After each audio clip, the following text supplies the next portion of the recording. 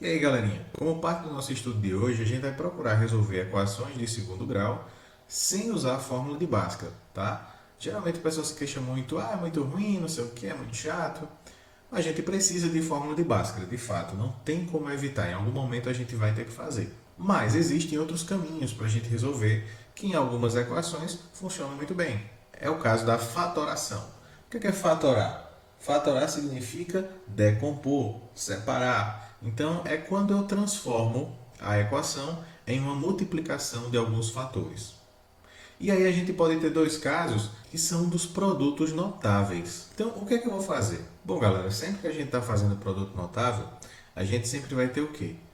Um a ao quadrado no começo e o b ao quadrado no final, que são os termos que a gente precisa. Então, a gente olha para esses termos aqui, ó, sempre olhar para esses dois termos, o primeiro e o último, e ver se eles são quadrados perfeitos. Como é que eu sei que eles são quadrados perfeitos? Se eles têm raiz quadrada exata.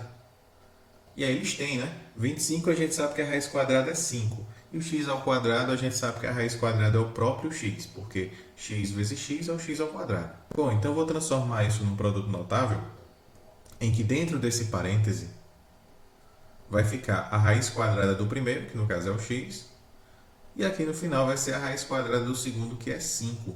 A gente olha para esse termo do meio, no caso o 10x.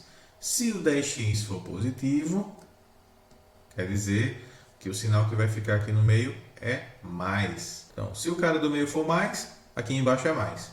Se o cara do meio for menos, esse sinal do meio aí do produto notável é menos. E a gente está vendo o quê? Que essa equação não é igual a zero, então isso aqui também vai ficar igual a zero. Tá bem? Então, o que é que eu fiz? Transformei a equação de cima num produto notável. Lembrando que a primeira regra é ver se esse primeiro termo e o último termo eles têm raízes quadradas. Se eles tiverem raízes quadradas, a gente pode montar um produto notável. E agora, como é que eu vou resolver esse negócio? Esse expoente 2 ele vai passar para o outro lado, né? O expoente, quando passa para o outro lado da igualdade, vira raiz. Então, isso vai virar a raiz quadrada de zero. E aqui vai ficar x mais 5. Tranquilo? Então, a gente x mais 5 é igual a raiz quadrada de zero. Quanto é a raiz quadrada de zero? É zero. Desculpa aí a escrita feia, tá, pessoal? E para a gente terminar de resolver essa equação, o 5 passa para cá, fica negativo, né? A gente vai ver que o x é igual a menos 5. Resolvida a equação, sem fórmula de Bhaskara, sem muito sufoco, tá? O que é que precisa fazer? Dominar esse método aí. Vamos aqui para essa segunda equação, ainda x ao quadrado menos 16x mais 64 igual a zero. Lembrando, ó, a gente olha para o primeiro termo e para o último termo. Eles têm raiz quadrada exata? Tem sim, com certeza.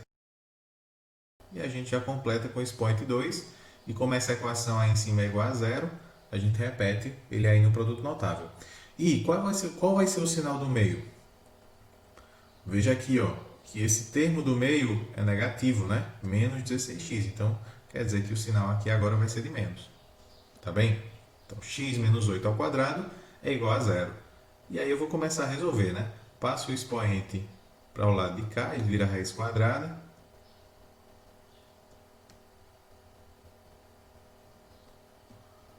E aqui vai ficar x menos 8.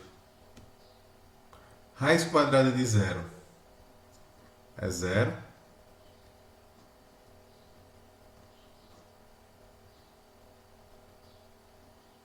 O menos 8 passa para cá, fica positivo, né? E a gente vai ter que x é igual a 8. Resolvemos uma equação do segundo grau. Tranquilo, equação resolvida, sem Bhaskara, sem muito cálculo, tá? Então, sempre prestar atenção no método. Nessas duas equações de baixo, a gente tem que o x ao quadrado ele tem um coeficiente diferente de 1. O que é que eu posso perceber? Todos os números dessa equação aqui, ó, todos os coeficientes, eles são pares, né? Então, eu posso dividir a equação toda por 2. Sempre que for possível, faça isso, viu, galera? Dividir por 2, dividir por 3, pelo número que puder, tá? Para deixar mais simples aí o teu cálculo. Então, vamos lá. 2 dividido por 2 dá 1. Então, fica 1x ao quadrado. 24 dividido por 2 dá 12. Então, fica 12x aqui. E 72 dividido por 2 dá 36. Para finalizar, 0 dividido por 2 é 0. Então, aí a gente tem uma nova equação, que na verdade é equivalente à primeira. E olha para cá. Agora sim, a gente tem que o x ao quadrado tem raiz e o 36 tem raiz. Então, a gente pode transformar num produto notável sem problema. Tá? Então, primeiro vem o quadrado do x. A gente está vendo que o 12x é positivo, então já vou adiantando que aqui vai ser mais, né? E a raiz quadrada de 36, 6. E aí a gente só completa, que isso aí é o produto notável, né? Então está elevado ao quadrado, isso aí vai ser igual a zero. E segue o jogo. O expoente passa como raiz quadrada do zero.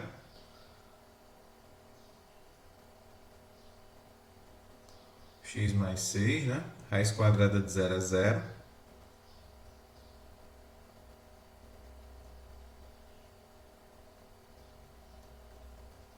Para a gente finalizar aqui, a gente vai ver que o x é igual a menos 6. Tranquilo? E nessa outra equação aqui, para a gente encerrar essa parte, veja que todos os coeficientes e o termo independente, eles podem dividir por 7, né? Galera, uma dica também. Você sempre vai dividir pelo coeficiente do x ao quadrado, tá?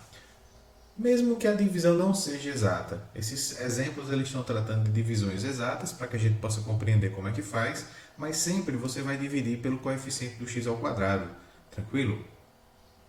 E repetindo, mesmo que a divisão ela não seja exata. 7x ao quadrado dividido por 7 vai ficar só 1x ao quadrado. Menos 14x dividido por 7 vai dar menos 2x, né? 14 dividido por 7 é 2. E novamente aí, ó, 7 dividido para 7 é 1. Cuidado para não confundir e colocar 0. 0 dividido para 7 é 0. Percebeu a diferença? Então temos aí, novamente, a equação de segundo grau. A gente olha para o primeiro termo, a gente olha para o último termo. Tem raiz quadrada? Tem. Exata, né, no caso.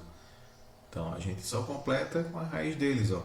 Se esse menos 2x, né, negativo, a gente coloca logo o sinal de menos aqui. Raiz quadrada de 1 é 1 mesmo.